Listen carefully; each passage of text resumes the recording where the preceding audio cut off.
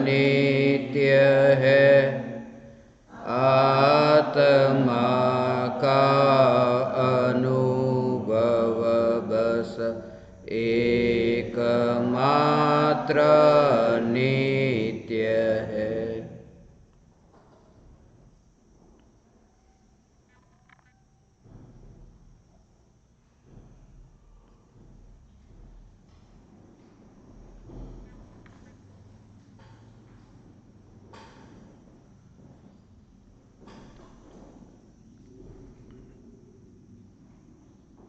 पहली शंका,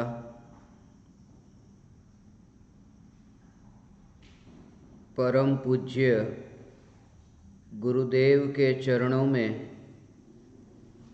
भावभीनी वंदना, नमन। यदि प्रत्येक जीव पंच परावर्तन करके आकाश के समस्त प्रदेशों पर विराजमान होता ही है, तब आत्मसिद्धि शास्त्र की गाथा नंबर 86 में ऐसा कहने का क्या आशय है कि द्रव्य के अपने स्वभाव के अनुसार कर्मों को भोगने के स्थान भी होते हैं। स्वभाव और क्षेत्र के बीच ये क्या रहस्य है, कृपा करके समझावे। आपकी ज्ञान दीपक निधि।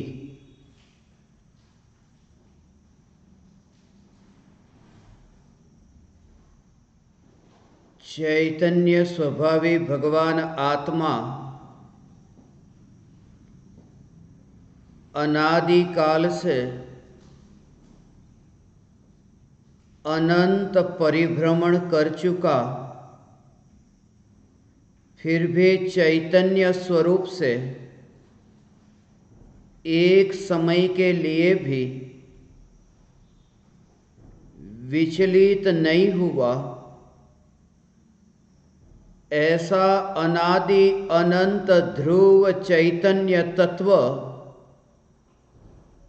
ऐसी यथार्थ श्रद्धा होने पर परिभ्रमण जानने के काल में भी जिसका परिभ्रमण नहीं है, ऐसे चैतन्य तत्व की निरंतर श्रद्धा होती है। यद्यपि यह सत्य है कि लोकाकाश में एक भी प्रदेश ऐसा नहीं जिस प्रदेश पर आत्मा एक बार भी गया न हो। जैसा यहाँ पूछा कि लोकाकाश के प्रत्येक प्रदेश पर आत्मा जीव विराजमान होता है। परम कृपालु देव ने आत्मसिद्धि शास्त्र में 6 पदों में तीसरा और चौथा पद आत्मा कर्म का करता है और आत्मा कर्म का भोगता है। इन दोनों पदों में कर्म के सिद्धांत को समझाया है। दोनों बात अलग अलग है, दोनों के उद्देश्य अलग अलग है। एक यह है कि लोकाकाश के प्रत्येक प्रदेश, और दूसरी बात यह है जो परम कृपालु देव ने आत्मसिद्धि शास्त्र में 86वीं गाथा में बताया तेते भोग्य विशेषना स्थानक द्रव्य स्वभाव गहन वात छे शिष्य आ कही संक्षेपे साव। यहाँ जो बात बताई है कि जीव ने जो कर्म बांधे हैं उन कर्मों को भोगने के स्थान हैं। सबसे पहले इस बात को निषेध किया जो ये कहते हैं कि जीव यहाँ पर ही पाप पुण्य करता है और यहीं पर ही पाप पुण्य को भोगता है, इसके अलावा कोई स्वर्ग नहीं है, नरक नहीं है। और इस बात को स्पष्ट करने के लिए कृपालु देव ने भोग्य स्थान ये खास शब्द का प्रयोग किया। जैसे भाव किए ऐसे भाव अनुसार उसको भोगने के स्थान भी है। उस स्वभाव का अर्थ कि कैसे प्रकार के वो भाव थे और उस प्रकार के भाव को भोगने के स्थान कैसे। जैसे चक्रवर्ती का दृष्टांत लेके चक्रवर्ती 6 खंड के वैभव को भोगता है और मर कर के वो 7वें नरक में जन्म लेता है। मर कर के, निर्वाण होकर के नहीं।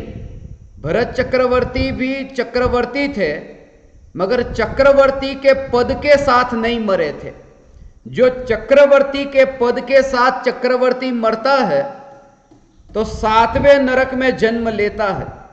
तो जैसे उस चक्रवर्ती के भाव है उस भाव के स्वभाव अनुसार उस भाव को भोगने का जो स्थान है जो 7वां नरक, वो बताना चाहते हैं। और पंच परावर्तन का जो स्वरूप है उस स्वरूप को थोड़ा समझे तो ये कृपालु देव का जो आशय है और कृपालु देव की जो दशा है वो समझ में आएगी। आपने सिर्फ पंच परावर्तन के नाम सुने हैं कि द्रव्य परावर्तन, क्षेत्र परावर्तन, काल परावर्तन, भव परावर्तन और भाव परावर्तन, ये पंच परावर्तन है।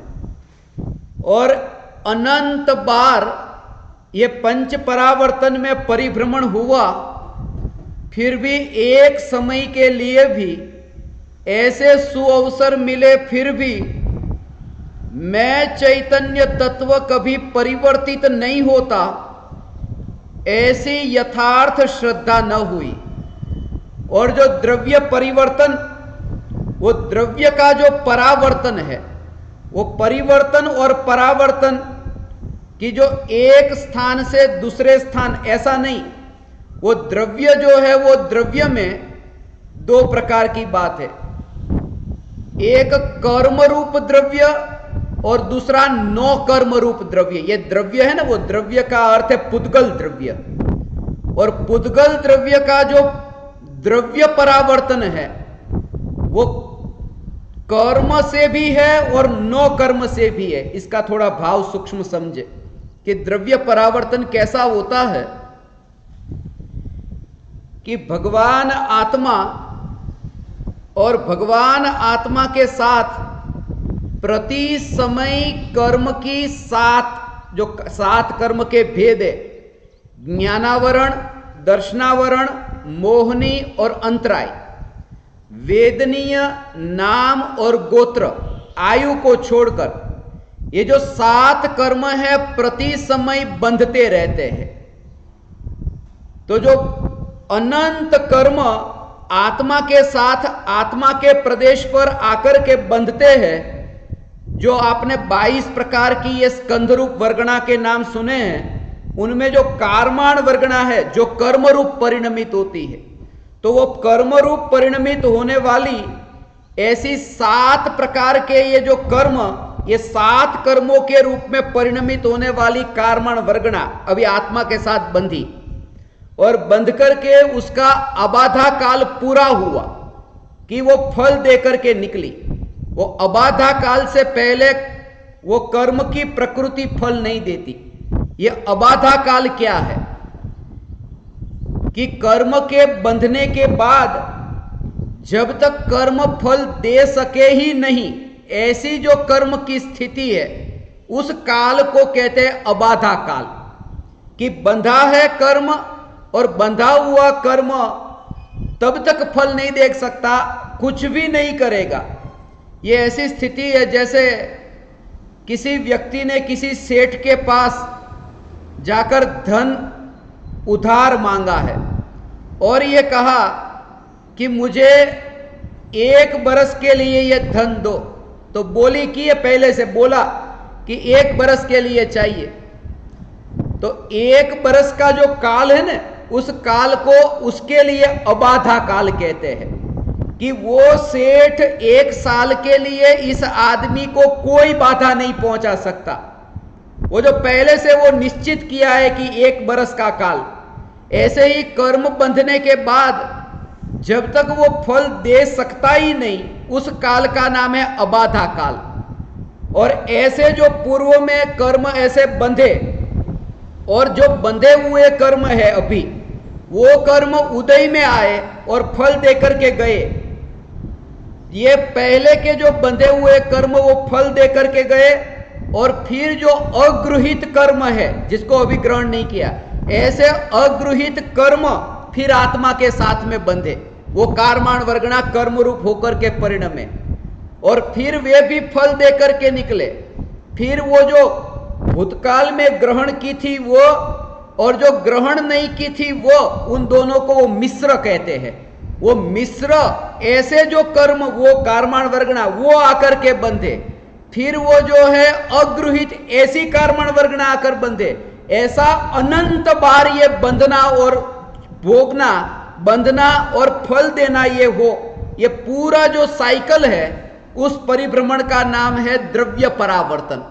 ये कर्म, और उसको कहते हैं कर्म द्रव्य परावर्तन। ये 8 कर्मों से संबंधित जो बात बताई उसमें 7 कर्म जो प्रति समय बनते हैं, और है 9 कर्म द्रव्य परावर्तन। जो आपने सुना ना, एक भी परमाणु ऐसा नहीं है कि जिस परमाणु को आत्मा ने शरीर के रूप में धारण न किया हो, उसको कहते हैं 9 कर्म रूप ऐसा द्रव्य परावर्तन।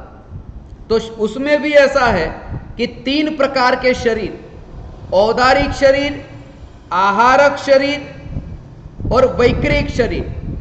तो ये जो 3 शरीर है, वो 3 शरीर के योग्य जो वर्गणा है वो जब आत्मा के साथ बनती है, ये इतना सूक्ष्म विषय है कि जिन्होंने ये सब अध्ययन नहीं किया उनके लिए ये सब बातें ऊपर से जाएगी।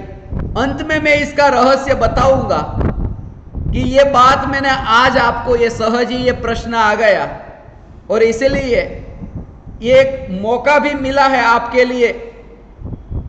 अंत में मैं कुछ प्रश्न फिर आपको पूछूंगा कि ये जो 3 प्रकार के ये शरीर, औदारिक शरीर, वैक्रिक शरीर और आहारक शरीर, और 6 पर्याप्तियां, ये जब आत्मा के साथ में ऐसे बनती है और उसमें भी एक एक करके बंधी, अभी ये जैसे ये शरीर के परमाणु है, उसका भाव समझना बहुत सूक्ष्म है।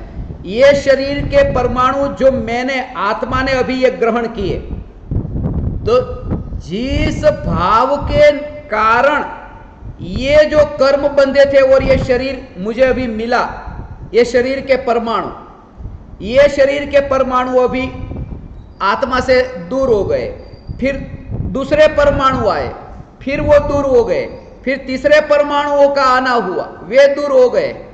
ऐसे ही ये जितने परमाणु इस लोक में है, वे सब परमाणु आत्मा का शरीर बन जाए, उसका नाम एक द्रव्य परावर्तन नहीं, कि एक भी परमाणु बाकी नहीं बचा आत्मा का शरीर बनने के लिए। गहरा भाव यह है कि ये परमाणु आत्मा का शरीर बना, फिर यही परमाणु फिर दूसरे रूप में, ये कभी कुर्सी बन गया, कभी टेबल बन गया, कभी अलग रंग का हो गया, कभी अलग रूप का हो गया, कभी अलग स्पर्श का हो गया। तो यही परमाणु जब दोबारा इसी प्रकार के स्पर्श वाला इसी प्रकार के रस गंध वर्ण वाला होगा और उस समय फिर उसी प्रकार का दोबारा भाव होगा। इसी परमाणु के इस पर्याय रूप और आत्मा की भी उस भाव रूप पर्याय कि जब दोबारा ग्रहण किया और दोबारा जब ग्रहण किया तब इन परमाणुओं को, एक को नहीं, ऐसे सभी पुद्गल, ये जो आहारक शरीर, वैक्रिक शरीर और औदारिक शरीर रूप परिणमित होने योग्य जो है, ऐसे सभी स्कंधों को जब आत्मा ऐसे पूर्ण रूप से, माने पूरा साइकिल करके ऐसे ही स्पर्श रस गंध वर्ण वाला, फिर एक बार ये छूटा, फिर ये दोबारा मिला, मगर ऐसे ही स्पर्श रस गंध वर्ण वाला नहीं मिला तो वो नहीं चलेगा। माने उसी प्रकार का जब दोबारा होगा और ऐसे सभी पुद्गल परमाणु, जितने भी परमाणु है, वे परमाणु उस अवस्था रूप जब आत्मा के साथ में नौ कर्म रूप बंधते हैं, उसको कहते हैं एक द्रव्य परावर्तन। यह अनंत चक्कर के बाद में कभी विस्तार से कर्णानुयोग की चर्चा होगी तो मैं आपको बताऊंगा। पिछले कुछ सालों से मैंने ये विषय लेना बंद कर दिया था, तो कुछ लोगों ने समझा कि मैं नहीं जानता था ये सब, इसलिए ऐसे प्रश्न पूछ लेते हैं। वो पंडिताई बहुत की थी मुंबई में बरसों तक, आज फिर से थोड़ी देर के लिए मूड आ गया कि सोचा चलो कर लेता हूं कि ये कर्म का जो द्रव्य कर्म का परावर्तन है वो कैसा है। फिर क्षेत्र का परावर्तन, वो क्षेत्र परावर्तन होता है, वो दो प्रकार का होता है, एक स्व क्षेत्र परावर्तन और दूसरा पर क्षेत्र परावर्तन। ये क्या है कि स्व क्षेत्र परावर्तन में सूक्ष्म निगोदिया जीव, जो सबसे सूक्ष्म ऐसा जो निगोदिया जीव का जो शरीर है, और उस शरीर से और बड़ा शरीर और बड़ा शरीर और बड़ा शरीर और बड़ा शरीर। अभी मानो कि एक समझने के लिए ये उंगली छोटी है, फिर ये उंगली बड़ी है, फिर ये उंगली उससे बड़ी है, इसको ऐसे समझने के लिए। तो अभी जो सूक्ष्म निगोदिया जीव का शरीर है, वो शरीर अभी उसे प्राप्त हुआ, फिर उसकी मृत्यु हो गई, और मृत्यु होने के बाद में फिर कोई दूसरा शरीर मिला, कितनी अलग अलग शरीर में गया, फिर ऐसा शरीर मिला कि इस शरीर से एक प्रदेश ऐसा बड़ा, एक प्रदेश बड़ा ऐसा शरीर, तो बाद में जो एक प्रदेश बड़ा ऐसा शरीर मिला तो ये दोनों का ऐसा मिलान हुआ। फिर कहीं परिभ्रमण हुआ, फिर उससे एक प्रदेश बड़ा ऐसा शरीर मिला, फिर इसका एक कनेक्शन हुआ। ऐसे ही एक एक प्रदेश बढ़ते बढ़ते वो उतना बड़ा शरीर मिले, महामत्स्य का शरीर जो सबसे बड़ा शरीर। तो सूक्ष्म निगोदिया से लेकर महामत्स्य के शरीर तक एक एक प्रदेश, सिर्फ एक प्रदेश, एक एक प्रदेश अलग अलग भव में ऐसे मिले और उसमें जन्म हो, फिर मरण हो, फिर जन्म हो, फिर मरण हो। वो पूरा जो साइकिल पूरा होता है परिभ्रमण, एक एक प्रदेश बढ़ बढ़ करके, उसको कहते हैं स्व क्षेत्र परावर्तन। और उसमें पर क्षेत्र जो परावर्तन है वो तो और भी गहरा है कि जो आत्मा, एक प्रदेश भी ऐसा नहीं है कि जिस प्रदेश पर आत्मा का जन्म नहीं हुआ। तो जो सूक्ष्म निगोदिया जीव है उसमें लब्ध पर्याप्तक, ये जो लब्ध पर्याप्तक सूक्ष्म निगोदिया जीव, उसका ऐसा शरीर उसे प्राप्त होना कि ये जो लोकाकाश है, लोकाकाश के बिल्कुल मध्य में 8 प्रदेश, तो मध्य प्रदेश जो है लोकाकाश के वो 8 प्रदेश है। और ये निगोदिया जीव अभी यहां है, अभी यहां, इसको ऐसे समझो कि ये बिल्कुल मध्य प्रदेश, ये 8 प्रदेश है। अभी एक जीव ने यहां जन्म लिया, यहां जन्म लिया, अब यहां पर जन्म लिया, और कैसा शरीर उसका, उसका शरीर ऐसा है कि लोकाकाश के जो 8 प्रदेश है, वो 8 प्रदेश जो मध्य में बिल्कुल सेंटर में, उस जीव के शरीर के भी जो 8 प्रदेश है वो भी बिल्कुल सेंटर में वहीं पर ही आते हैं, फिट होते हैं बिल्कुल। ऐसा जो लब्ध पर्याप्तक, ऐसा सूक्ष्म निगोदिया जीव, और उसको यहां अभी जन्म हुआ है। फिर क्या हुआ कि फिर बाकी के जन्म फिर कहीं और हुए। फिर ये जो 8 प्रदेश है उसके बिल्कुल पड़ोस में एक प्रदेश, उसमें फिर उसका जन्म हुआ। फिर और अनंत जन्म कहीं हुए, फिर उसके बिल्कुल पड़ोस में एक जन्म हुआ। ऐसे 3 लोक के प्रत्येक प्रदेश पर जो परिभ्रमण होता है उसको कहते हैं पर क्षेत्र परावर्तन। तीसरा है काल परावर्तन, उसमें भी बहुत सूक्ष्म भेद है, वो मैं अभी आपको नहीं बताऊंगा। जिनको विस्तार से समझना हो उनके लिए मैं टाइम भी देने वाला हूं। क्या करना है आज पूरा प्लानिंग करके आया हूं कि जो जो भी आपको सुनना है समझना है उसके लिए कैसे, और उसमें भी एक एक करके सूक्ष्म बात यदि अपन ले, एक प्रदेश, फिर दूसरे प्रदेश, तीसरे प्रदेश, वो यहां पर जो 8 प्रदेश है, एक बार यहां जन्म ले लिया, यहां लोकाकाश के मध्य में जो 8 प्रदेश और वहां पर उसके शरीर के मध्य में भी 8 प्रदेश मैचिंग हो गया, और एक बार यहां जन्म लिया। फिर वो दूसरे प्रदेश पर जन्म लेने से पहले भी इतने भव उसके जाते, उसके लिए क्या कहे कि जो घनांगुल है उसमें भी घनांगुल के असंख्यातवे भाग प्रमाण, वो जो जगन्य अवगाहना होती है, वो जगन्य अवगाहना के जितने प्रदेश होते हैं उतने प्रदेश उतनी बार यहां मध्य में जन्म होगा, और उसके बाद में वो 8 प्रदेश में से वो बाहर के प्रदेशों में परिभ्रमण होगा। कहने का सार इतना कि 343 राजू प्रमाण जो ये लोक है, इस लोक में कोई प्रदेश ऐसा नहीं है जहां आत्मा का जन्म नहीं हुआ। सीधी भाषा में ये सरल होगा। कृपालु देव ने इतना सरल करके समझाया है, उसकी महिमा तब आएगी जब ये पूरा सुनेंगे और फिर कृपालु देव ने जो कहा वो सुनेंगे। तीसरा है काल परावर्तन। काल परावर्तन में कैसा उसका कि उत्सर्पिणी काल, अवसर्पिणी काल, ये 2 काल, 10 कोड़ाकोड़ी सागरोपम का उत्सर्पिणी, 10 कोड़ाकोड़ी सागरोपम का अवसर्पिणी, ये 20 कोड़ाकोड़ी सागरोपम का ये पूरा जो काल चक्र है, उसमें क्या होता है कि काल परावर्तन में ऐसा समझो कि अभी ये उत्सर्पिणी काल शुरू हुआ। उत्सर्पिणी काल का ये पहला समय, अभी तो ये पहला समय है उत्सर्पिणी काल का, फिर ये दूसरा समय आया, फिर ये तीसरा समय, ये चौथा समय।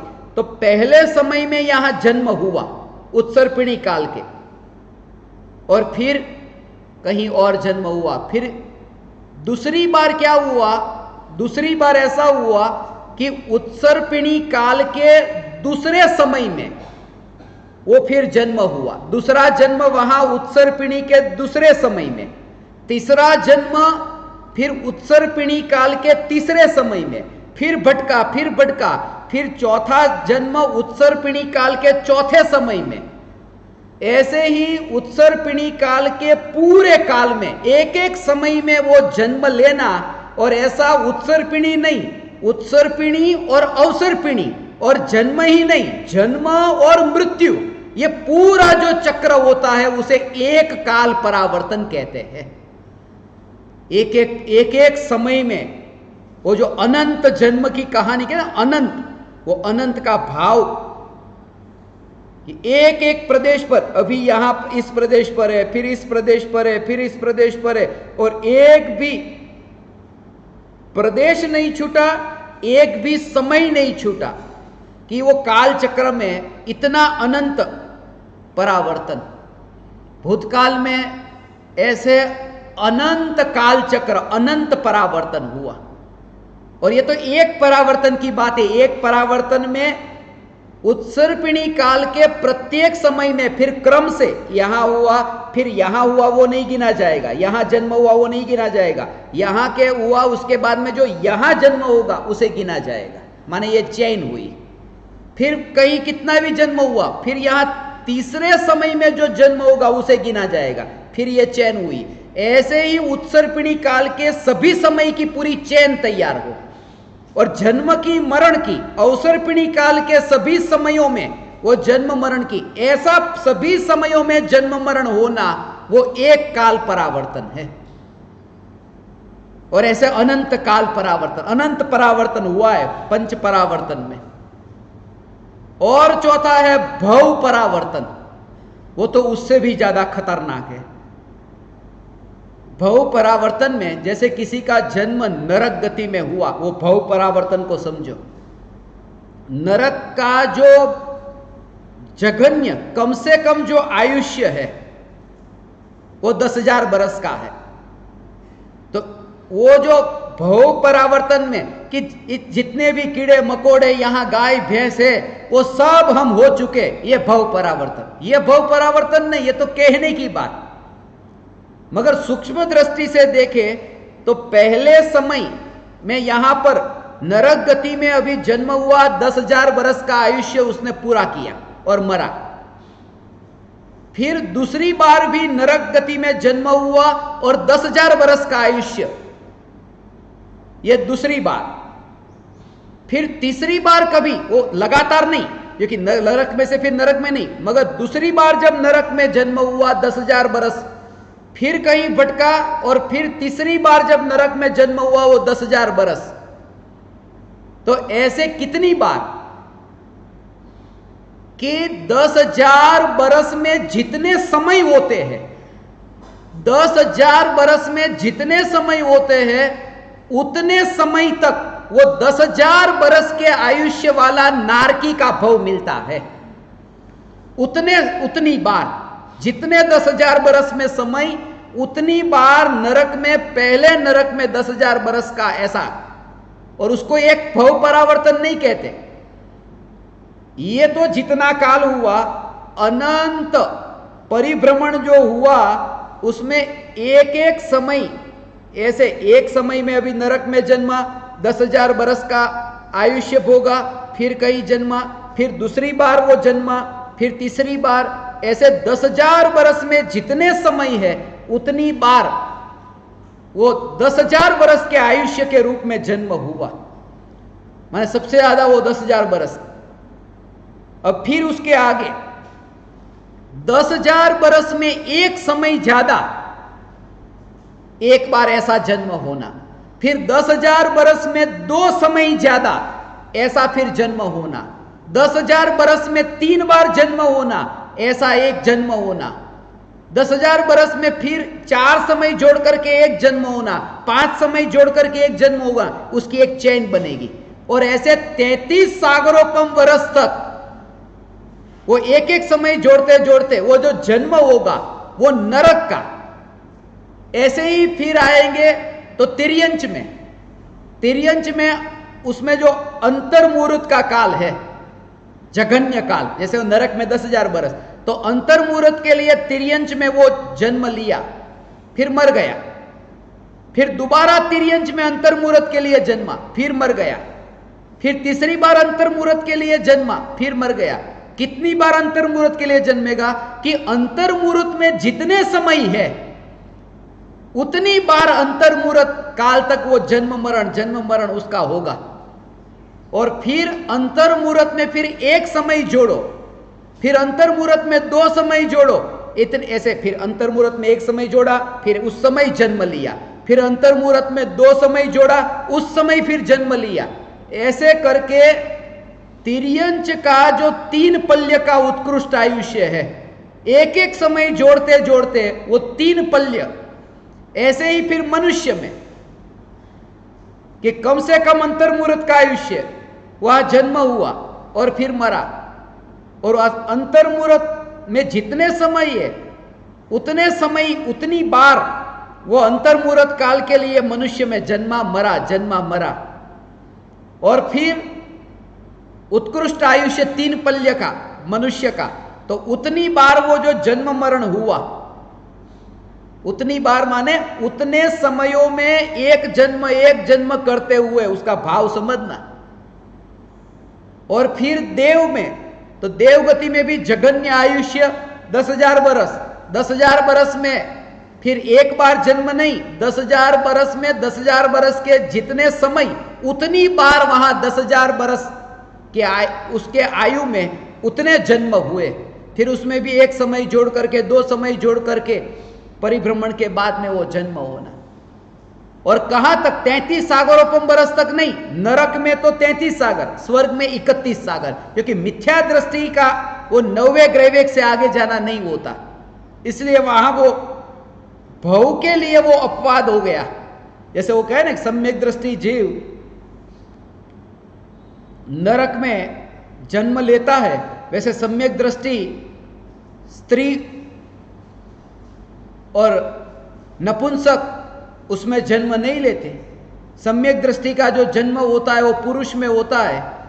प्रथम नरक बिन षटभू ज्योतिषवान भवन षंड नारी थावर विकल त्रय, तो ये वो जो सब में वहां पर वो नारी नपुंसक में जो है, तो नपुंसक में नरक में नपुंसक लिंगी है। तो सम्यक दृष्टि जब पहले नरक में जन्म लेता है तो वो सिद्धांत कहां गया कि वो अपवाद है, क्योंकि वहां पर कोई लिंगी नहीं है नपुंसक के अलावा नरक में। तो इतना ये पूरा वो जो काल का परावर्तन, नरक, तिर्यंच, मनुष्य और देव, और उससे भी ज्यादा अब वो भाव परावर्तन की मैं अभी चर्चा करूं तो उसके लिए काल तक सुनते सुनते आधे सोने लगे। अभी भाव परावर्तन की चर्चा आएगी। योग स्थान, अनुभाग बंध अध्यवसाय, ये सब शब्द आपने सुने हो। कषाय, अध्यवसाय और स्थिति स्थान, ये 4 के निमित्त से जो भाव होते हैं वो भाव किस प्रकार के होते हैं, अलग अलग के निमित्त से मैं अभी आपको संक्षिप्त में इतना बता दूं कि ये जो पंच परावर्तन है, ये पंच परावर्तन में जब किसी को भाव परावर्तन के लिए मैं कहता हूं ना, तो ये कि कोई कसाई को मारते हुए देखा, काटते हुए देखा प्राणी को, तो उसके प्रति द्वेष न हो। क्यों? क्योंकि जैसे भाव अज्ञानी को आते हैं, सभी अज्ञानी के, कोई भी भाव ऐसा नहीं है कि मुझे उत्पन्न नहीं हुआ हो। बस सीधा समझने के लिए ये कि भूतकाल में मुझे भी ऐसे भाव उत्पन्न हो चुके हैं, इसलिए उस भाव के कारण उस जीव को न तो नीचा मानूं न ऊंचा मानूं, क्योंकि वह भाव तो मुझे भी हो चुके हैं, फिर भी परिभ्रमण नहीं मिटा। तो भाव के कारण दूसरों को नीचा ऊंचा नहीं मानना, और कोई भी भाव ये स्वभाव में नहीं मिला, ऐसा ये स्वभाव, ये पंच परावर्तन का स्वरूप।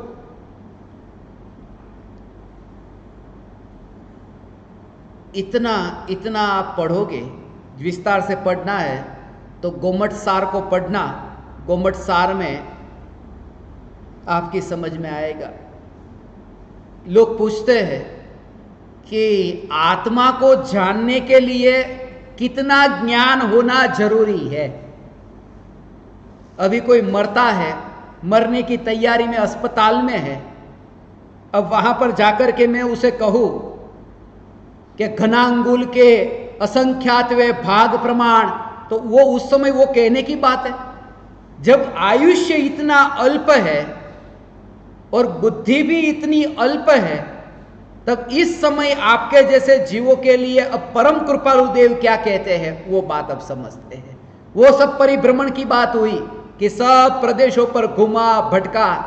कृपालु देव ये कहते हैं 6 पदों में, 6 पदों में पूरा सार भर दिया है। उन 6 पदों को मैं 7 तत्वों की श्रद्धा कहो या 6 पद की श्रद्धा कहो, वही बात है। क्यों? क्योंकि 6 पद में 7 तत्व छुपे हैं। आत्मा है, आत्मा नित्य है, ये जीव तत्व है।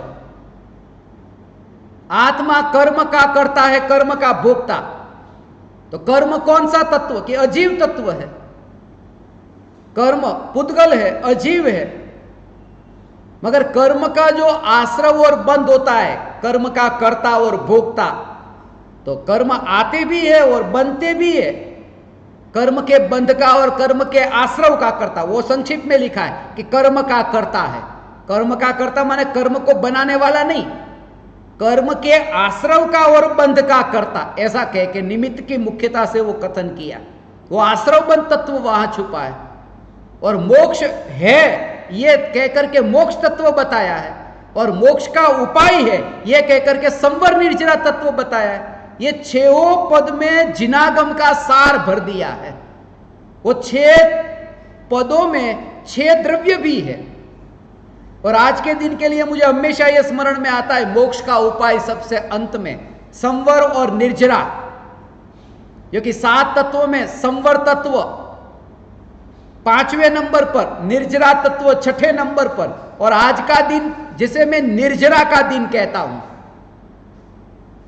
निर्जरा का दिन, क्योंकि 5वां और 6ठा, 5 तारीख 6ठा महीना, 5वां तत्व और 6ठा तत्व, यह संवर निर्जरा, 5वां तत्व संवर है, 6ठा निर्जरा है। और कृपालु देव ने मोक्ष का उपाय, उसमें संवर निर्जरा,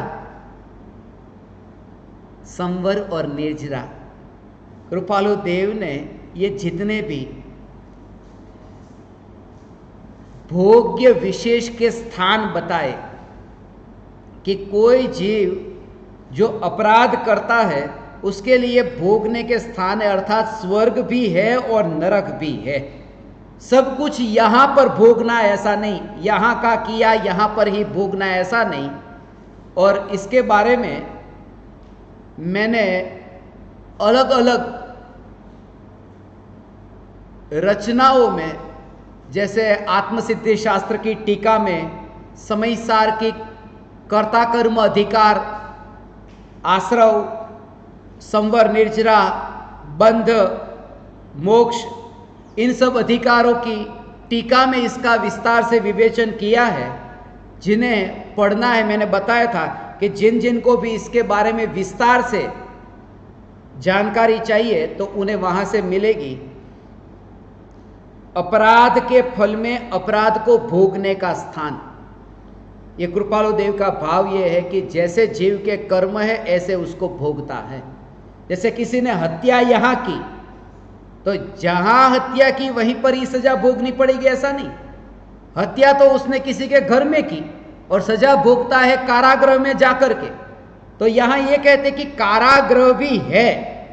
ऐसे ही यहां जो अपराध करता है उसको भोगने के स्थान भी है। और वह बता करके वे ये कहते हैं कि अपने अपने स्वभाव अनुसार भोगने के, भोगने का अर्थ कि बाहर में संयोग उसको मिलते हैं। और यदि गहराई में देखो तो वास्तव में भोगने का अर्थ भावों से भोगना है। इसलिए ज्ञानी के लिए कहते हैं ना कि ज्ञानी भोगते नहीं, ज्ञानी जानते हैं। और हमारी पूरी जो मेंटालिटी है वो पूरी की पूरी भावों पर आधारित है। एक घटना मुझे स्मरण में आई, एक व्यक्ति के घर पर मैं मेहमान था। अब उसके घर में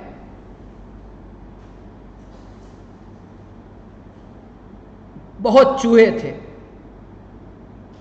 ज्यादातर मैं ऐसे लोगों के घर पे गया हूं जिनके घर में चूहे हो, कॉकरोच हो, और कुछ कुछ तो ऐसे कि जिनके घर ही नहीं हो, अफ्रीका में, कोंगो में, तो उनके घर में रात को चूहे बहुत निकलते थे।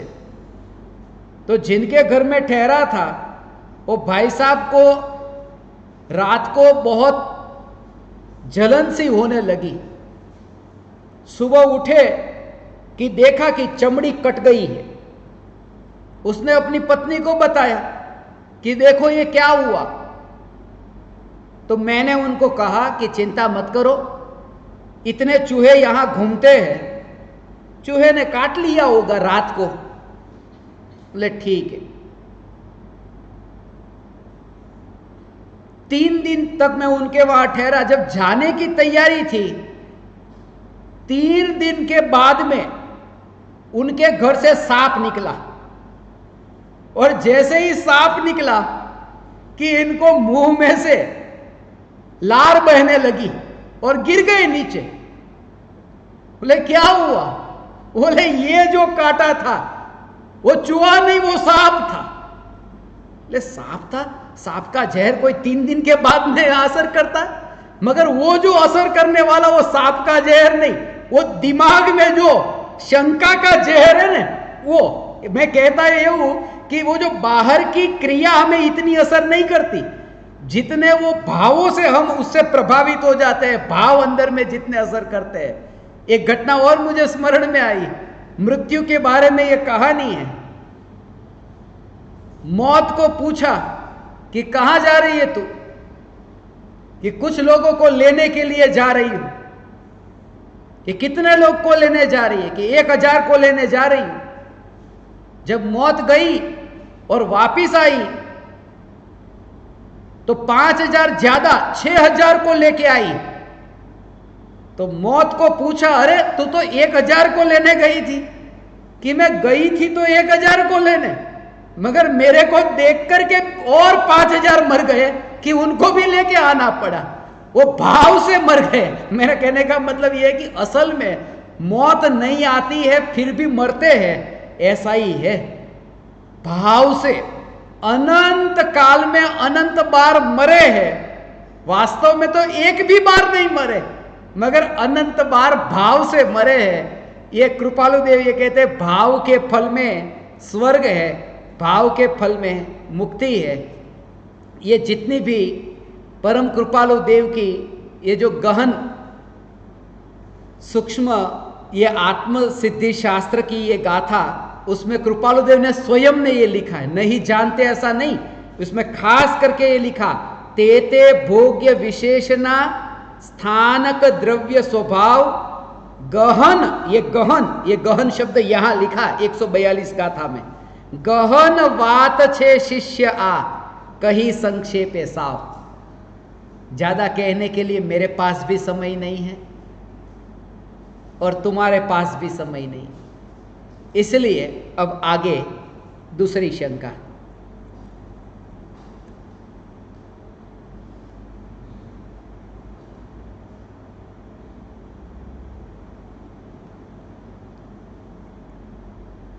इसी से संबंधित है। हे मेरे हृदय सम्राट, मेरे पूज्य गुरुदेव श्री, आपके चरणों में कोटि कोटि वंदन, अभिनंदन, शत शत प्रणाम।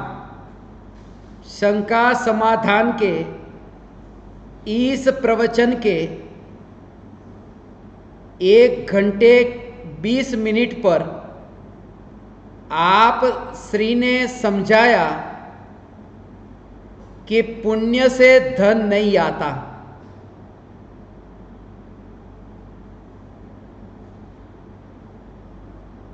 और कहा जाता है कि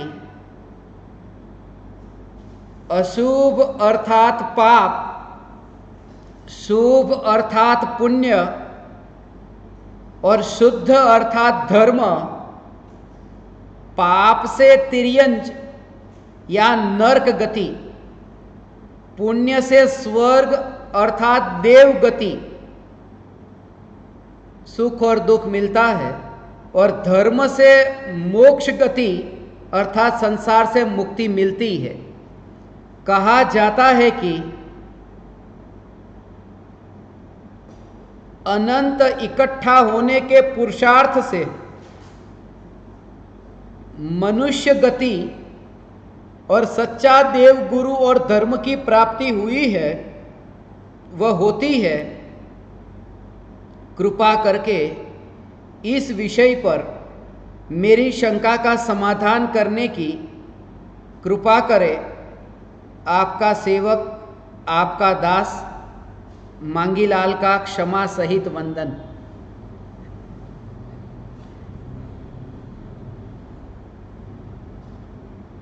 लाडला मांगीलाल, बहुत जिज्ञासा है।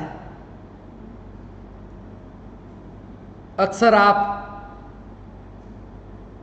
हमारे सत्संग में मेरे बाद और किसी की ज़्यादा आवाज़ सुनते हो ऑडियो में, तो उनकी ही मिलेगी। बहुत उल्लास है, उत्साह है, जिज्ञासा है, जचता नहीं है कि पुण्य की निंदा की थी इसलिए उस दिन लाइट चली गई। आज भी मैं निंदा करता हूं, चली जा, नहीं गई, और अभी चली जाए ना तो और श्रद्धा दृढ़ हो जाए कि पक्का पुण्य की निंदा करते हो इसलिए जाती है। जब नहीं जाती ना तो ऐसे, क्योंकि पुण्य के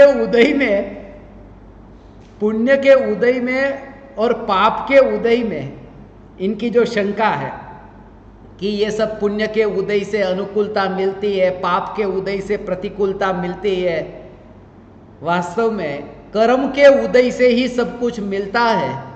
मैंने पिछली बार बताया था कि कर्म की जो सत्ता है वो सत्ता अलग है और संयोग की जो सत्ता है अनुकूल प्रतिकूल, उनकी सत्ता अलग है। फिर इनका जो कहना है कि पुण्य से स्वर्ग अर्थात देव गति, पाप से नरक गति, ये तो मिलती है कि नहीं? वास्तव में वह भी नहीं मिलती। पुण्य से देवगति नहीं मिलती, पाप से नरक गति नहीं मिलती। पुण्य और पाप से तो नहीं, पुण्य और पाप के उदय से भी नहीं मिलती। कि देवगति, नरक गति, ये चारों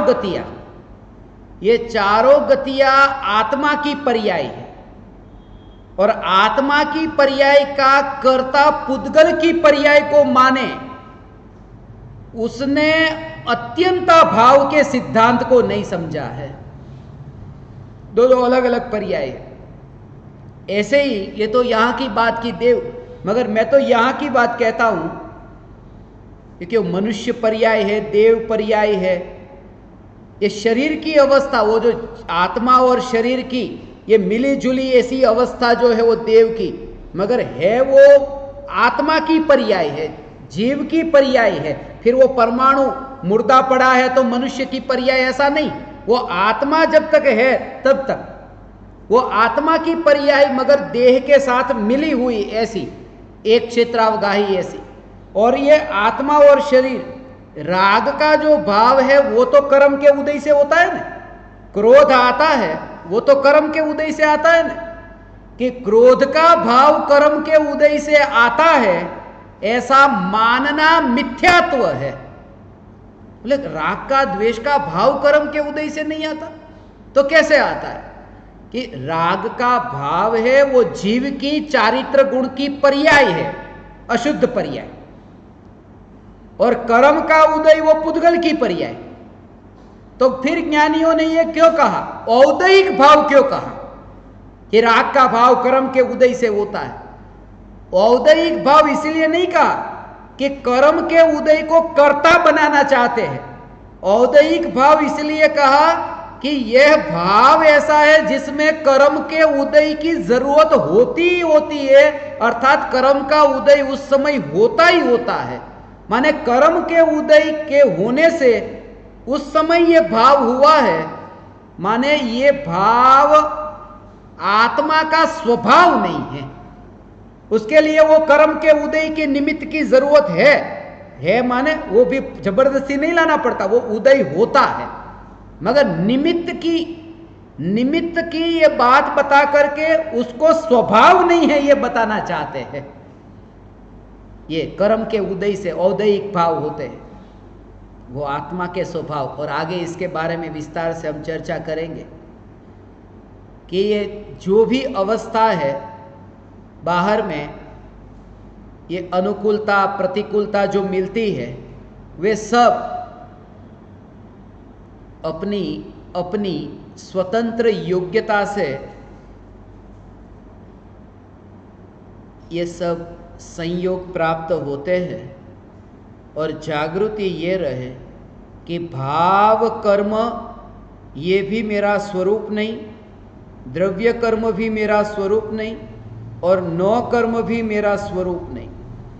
पाप और पुण्य, इन दोनों के बारे में ये खास समझना जीव का जो परिभ्रमण हुआ है वो जीव अजीव को एक मानने के कारण और पुण्य और पाप को एक न मानने के कारण, ये दोनों में अंतर है।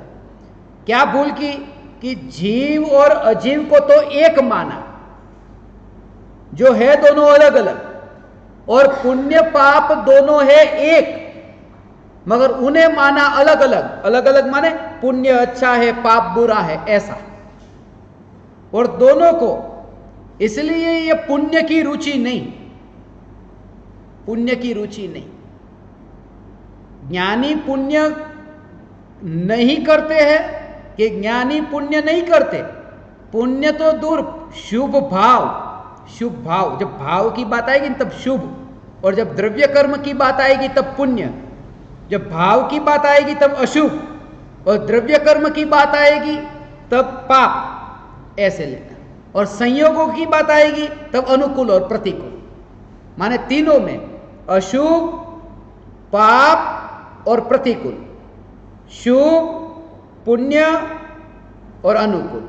ये भाव कर्म, द्रव्य कर्म और नौ कर्म की बात हुई। ऐसे ये सब आपने सुना। ये क्षेत्र परावर्तन और पुद्गल कर्म के उदय के निमित्त से ये जो जन्म मरण चारों गति का परिभ्रमण, आज का सत्संग ये आपको कठिन लगा कि कल का कठिन था? आज का थोड़ा कठिन लगा। और धर्म जो है वो धर्म कठिन नहीं हो सकता, धर्म सरल है।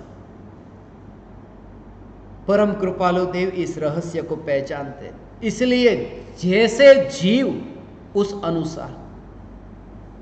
हाँ, स्वयं की महिमा बढ़ानी हो तो ऐसे लोगों के सामने भी मैं ऐसी चर्चा करके दिन रात समय बिता सकता हूं, मगर उससे क्या होगा, जितना कठिन, क्योंकि लोगों को क्या लगता है जितना उनको समझ में नहीं आता है ना उतना विषय ऊंचा है, और उस ऊंचे विषय को जानने वाले तो कितने महापंडित, क्योंकि हमारी समझ में नहीं आया और उनके आ गया है। और जो आपकी समझ में सीधा सा आ जाता हो कि इस जगत में मेरा कुछ भी नहीं है, मैं चैतन्य मात्र, ये जागृति, कि ये कोई ज्ञानी रोज रोज एक ही बात हमारी समझ में आ जाती है। माने अज्ञानी को जो समझ में नहीं आता है वो ऊंचा लगता है, और जो समझ में आ जाता है वो तो ठीक है। और यहां ये कहते हैं समझ में नहीं आता उसमें ज्यादा मत जाओ, और जो मौका मिला है उसमें समय का सदुपयोग करो। समय बहुत अल्प है, और जिनागम मैं विरोधी नहीं हूं। ये लिखने वाले ये भावलिंगी मुनिराज थे, आत्मा में डुबकी लगाकर बाहर आकर फिर लिखने वाले, फिर भी जैसे साधक, जैसे ज्ञान दीपक अभी ये शंका पूछते हैं, उनके लिए मैंने इतनी थोड़ी सी बातें बताई। बताना तो इसके लिए संभव नहीं था, क्योंकि बैठे तो बरसों तक इसकी कक्षा चले, एक परावर्तन की, एक के फिर भेद प्रभेद कैसे कैसे, इन सब में मुझे अब थकान लगती है। और यदि तुम्हें भी थकान लगी हो तो अंतर की यात्रा हो, बाहर की यात्रा अब बहुत की, बाहर का परिभ्रमण बहुत किया, इसलिए ये धर्म, इसलिए ये अध्यात्म, बाहर की यात्रा करने वाले बहुत हैं, यात्रा भीतर की। यही तो अंतर है धर्म में और विज्ञान में। धर्म है वह भीतर की यात्रा है, और विज्ञान है वह बाहर की यात्रा। विज्ञान खोज करता है परमाणु की, और धर्म में खोज होती है परमात्मा की। विज्ञान में तर्क चलते हैं, धर्म में अनुभूति, विज्ञान के लिए दिमाग चाहिए, धर्म के लिए हृदय चाहिए। विज्ञान में जो आज कहा गया कल गलत हो गया। धर्म के लिए कभी पुराना नहीं होता। धर्म के लिए समयसार जो 2000 बरस पहले जो न्यायक भाव प्रमत्त नहीं है, अप्रमत्त नहीं है, न्यायक भाव तो न्यायक भाव, वो 2000 बरस नहीं, वो हजारों बरस नहीं, करोड़ों बरस नहीं, अनंत काल तक ये पुराना नहीं होगा। ये धर्म और धर्म और विज्ञान में ये अंतर है। दोनों में ये भेद जाने। धर्म पर प्रवचन देना ये अलग है, धर्म की कक्षा ले लेना ये अलग है, और धार्मिक होना अलग है। धर्म पर प्रवचन देना और कक्षा लेना एक पंडित भी कर सकता है, मगर धार्मिक होना किसी और लोक की सुवास है। दोनों में बहुत बड़ा अंतर है। मनोविज्ञान पर कक्षा लेने वाले कॉलेज में बहुत प्रोफेसर है, मगर मनोवैज्ञानिक होना बहुत बड़ा अंतर है। संगीत पर कक्षा लेना यह संभव है, मगर संगीतज्ञ होना, काव्य शास्त्र पर बच्चों को समझाना यह बिल्कुल अलग है उनसे। कवि होने से, कवि होना बिल्कुल अलग बात है। और मेरा जो जोर है, इसलिए ये मैं पढ़ा हुआ आपके सामने बोल दिया। मैं सीधा कहता हूं, स्पष्ट कहता हूं, मेरे इन लफ्जों पर खास ध्यान देना। ये पढ़ा हुआ बोल गया हूं, लिखा हुआ बोल गया हूं, इसमें से मेरे अंदर से कुछ भी नहीं, ये सब लिखा हुआ पढ़ दिया है, मेरे सामने रखा है। मेरे पास इतना ज्ञान नहीं कि ये सब मैं दिमाग में इकट्ठा करके अब घूमूं। और इस ज्ञान की मैं महिमा तुम्हें कहूं कि इतने शास्त्रों को जानने के बाद मैं खास ये कहता कि लाओ एक लाठी और मारो यहां दिमाग पर, एक बार जोर से मारो। मेरा नाम भी याद नहीं रहेगा, क्या था नाम थोड़ी देर पहले। और वो धर्म नहीं हो सकता। जो एक लाठी सिर पर पड़े कि भूल जाए, वो धर्म नहीं हो सकता। धर्म तो ये कि ये शरीर बैर बिखेर हो जाए, फिर भी वो जागृति न छूटे, वह जागृति धर्म है। और हमारे पास समय बहुत अल्प है, इसलिए मैं तुमसे कहता हूं, यदि तुम्हें चैतन्य की पुकार सुननी है, तुम यात्रा करो, तुम साथ में रहो। गजपंथा की यात्रा के लिए तैयार हो जाओ। नहीं आ सकते, गजपंथा नहीं जा सकते, ईडर जाएंगे। ईडर नहीं जा सकते, गिरनार जाएंगे, कहीं पर भी जाए, मगर सत्संग होगा मेरा और तुम्हारा साथ में। तुम साथ में रहो, और तुम्हें साथ में रखने के लिए मैंने ये इंतजाम किए हैं कि कम से कम तुम साथ में रहो, तुम बिछड़ न जाओ।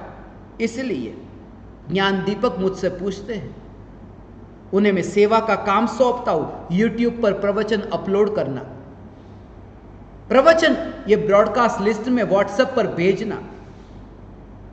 वो मुझसे पूछते, आप अपनी वेबसाइट बना सकते हैं, तो एक यूट्यूब पर एक क्लिक करना है,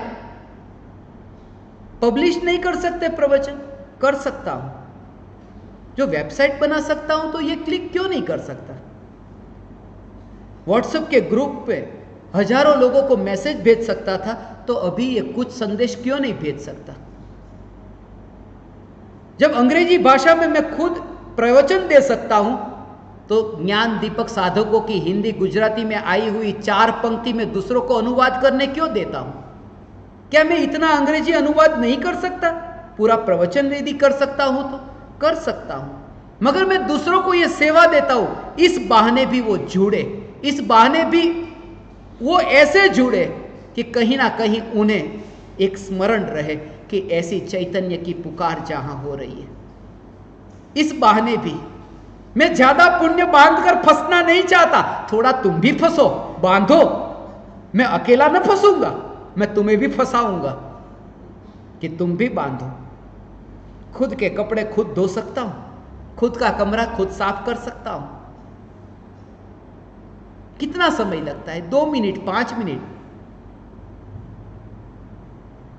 मगर तुम साथ में यात्रा कर लो। यह अवसर मिला, ये साथ में यात्रा कर लो। और साथ में यात्रा करने का मतलब यह नहीं कि मुझसे चिपको। कल रात को ही मुझे बार बार यह स्मरण में आ रहा था कि मैंने कल एक बात गलत बता दी, मैं आज सही कह देता हूं। कल मैंने कह दिया था मैं कोई बाबा नहीं हूं, आज मैं कह देता हूं। रात भर मुझे यह विचार चलता रहा, तूने गलत बोला कि बाबा नहीं हूं, तू बाबा है। क्योंकि मुझे बापूजी स्मरण में आए। बचपन में बापूजी हमेशा कहते थे, चल चल बाबा सूट लेने के लिए। बाबा का जो सूट होता है उसे बाबा सूट कहते हैं। मैं बाबा हूं, बब्बू हूं। मैं एक बालक हूं, उसे बालक बनकर के ही रहने देना। ये सब व्यर्थ की पदवियां न दे तो ज्यादा अच्छा है।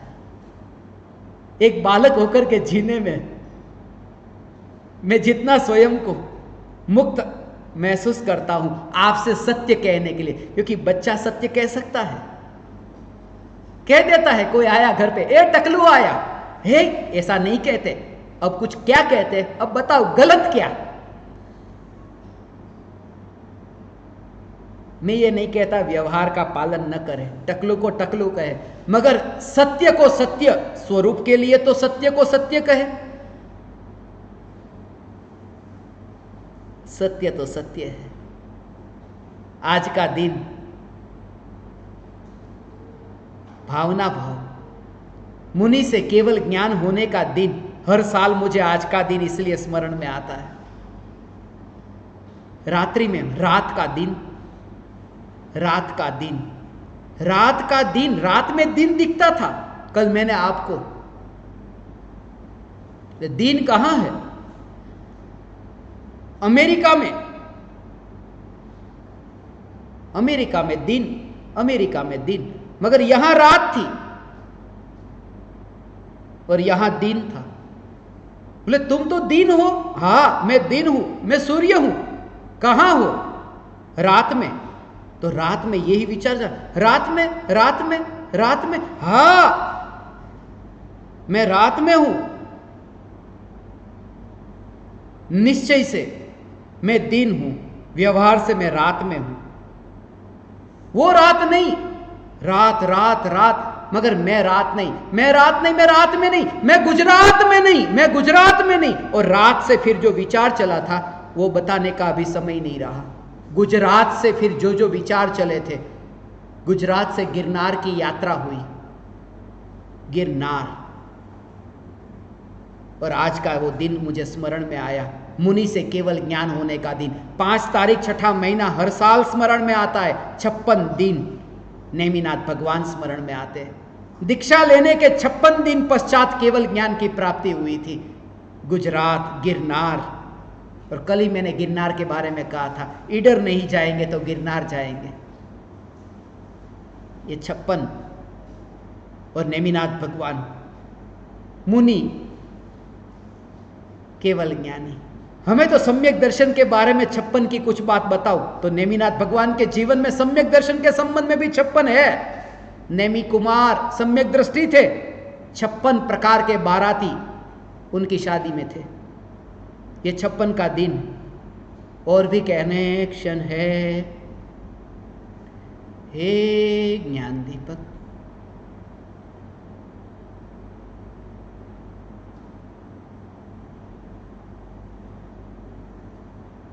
परिवर्तन से न्यारा अपरिवर्तित, जो 5 के अंक से पूर्ण से 5 पंच परावर्तन, पंच परमेश थी, एक एक के बारे में जो वर्णन किया,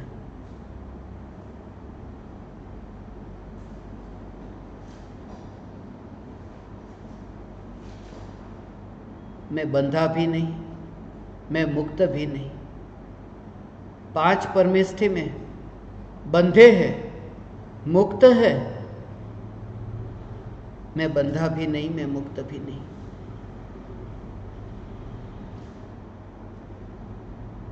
ओम, ओमकार में देखते हो, यही सिद्ध परमात्मा।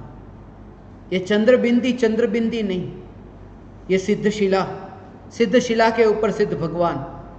नीचे जो ओम में आप देखते हो चंद्र के नीचे, वो 4 परमेष्ठी वहां समाये, उनको कनेक्टेड रखा, सिद्ध भगवान को अलग। 4 शरीरी बंधे हैं अभी शरीर से, और सिद्ध भगवान बंधन से मुक्त। मगर 5 में न बंधा दिखे न मुक्त दिखे, चैतन्य मात्र का दर्शन हो, ऐसी दशा प्रकट हो। चैतन्य मात्र का दर्शन, और जब वह दर्शन तुम्हें होगा, फिर तुम्हें शब्दों की रुचि न रहेगी। इसलिए मैं ज्ञान दीपकों से खास कहता हूं, जब भी मैं बोलूं मेरे शब्दों को मत देखना। 2 शब्दों के बीच में जो अवकाश है, उस अवकाश में बहुत कुछ है।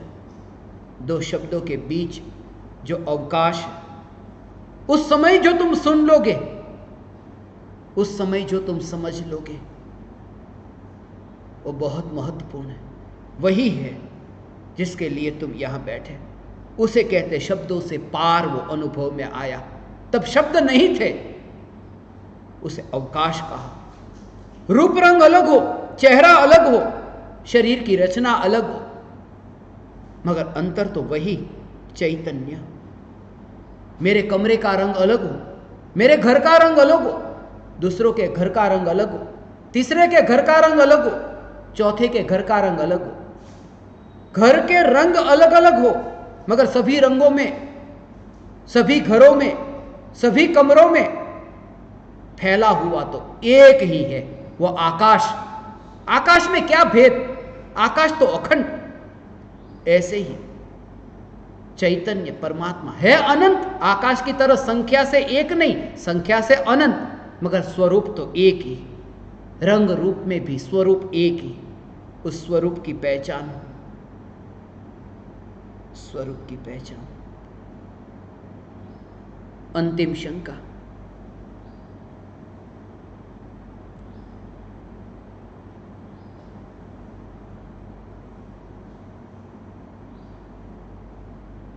गुरुदेव को कोटि कोटि प्रणाम। गुरुदेव,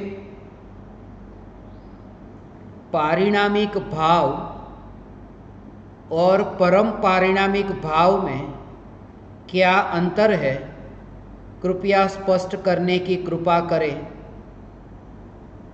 सुनीता जैन, मेरठ। जीव के असाधारण भाव 5 है और 5 के भेद 53 है। इस प्रकार जीव के 53 प्रकार के भाव है। उसमें औपशमिक के 2, क्षायिक के 9, क्षायोपशमिक के 18, औदयिक के 21 और पारिणामिक के 3। पारिणामिक में जीवत्व, भव्यत्व, अभव्यत्व, ये 3 प्रकार के पारिणामिक भाव है। उनमें जो परम पारिणामिक भाव है वह एक है, जिसे जीवत्व नाम का पारिणामिक भाव कहते हैं। क्योंकि भव्यत्व नाम का पारिणामिक भाव अभव्य जीवों में नहीं होता, अभव्यत्व नाम का पारिणामिक भाव भव्य जीवों में नहीं होता, मगर जीवत्व नाम का पारिणामिक भाव भव्य अभव्य दोनों जीवों में होता है। इसलिए जीवत्व नाम के एकमात्र पारिणामिक भाव को परम पारिणामिक भाव कहते हैं। और ये जो 53वां भाव, उसको मैं 53वां इसलिए कहता हूं कि ये 53 के अलावा जितने भी है उन्हें पर जानो। माने वो 52 को 52 इसलिए क्योंकि 52 में वो पर बन जाता है ना, 5 और 2 52, तो 5 में प और 2 में वो र, तो प र, वो 53वां परम पारिणामिक भाव और 52 एक और, ऐसे उसको ही वो परम पारिणामिक भाव कहा, बाकी किसी को नहीं। और इसके बारे में विस्तार से 5 भाव पर सत्संग हुए हैं, तो उन्हें व्यक्तिगत रूप से भी भेज दिया जाएगा। और जिन्हें भी ये शंका हुई है उनके संबंध में विस्तार से जानना हो तो 5 परावर्तन पर भी विशेष सत्संग हुए हैं, आध्यात्मिक साधना प्रश्नोत्तर माला में भी और अलग अलग शिविरों में भी, इसके अलावा पुण्य पाप के संबंध में भी पुण्य विराम है और जैन धर्म रहस्य है, उनमें विस्तार से विवेचन किया है। और 5 भाव में इसके संबंध में एक शिविर ही पूरी हुई है और प्रत्येक भाव पर एक एक प्रवचन हुआ है, तो उसमें विशेष स्पष्टीकरण होगा। तो और भी ज्ञान दीपकों की शंकाएं दिन प्रतिदिन आ रही है और लगता है कि ये शंका समाधान का ये जो सत्संग आयोजन ये बहुत जीवों को उपयोगी हुआ है और इसलिए यहाँ आयुष्य अत्यंत अल्प जानकर ऐसे ऐसे साधक यहाँ आते हैं इतने दूर दूर से, दूसरे गांव से। कभी कभी मुझे विचार आता है कि एक दीवार पार करके दूसरे घर से इस घर में आना हो तो लोगों को भाव नहीं आते, और यहाँ पर दूसरे दूसरे गांव से, शहरों से ज्ञान दीपक यहाँ आते हैं। और जब मुझे पूछा गया कि उनको आने दे या नहीं, कोरोना है, कि यहाँ पर झाड़ू लगाने वाले आते हैं, पोछा करने वाले आते हैं और दूर आकर के बैठ जाते हैं, तो ये तो ज्ञान दीपक है, पिपासु है, उन्हें क्यों ना आने दो। बैठो, तुम भी बैठो, तुम भी बैठो, सुनो, क्या पता अभी जिंदगी कल है या नहीं, सुन करके तुम्हारा हित हो। और प्रत्येक ज्ञान दीपकों का मैं ऋणी हूँ जिन्होंने मुझे ये सत्संग करने का अवसर दिया। सभी परमात्माओं को मैं प्रणाम करता हूँ, मेरे प्रणाम स्वीकार करें।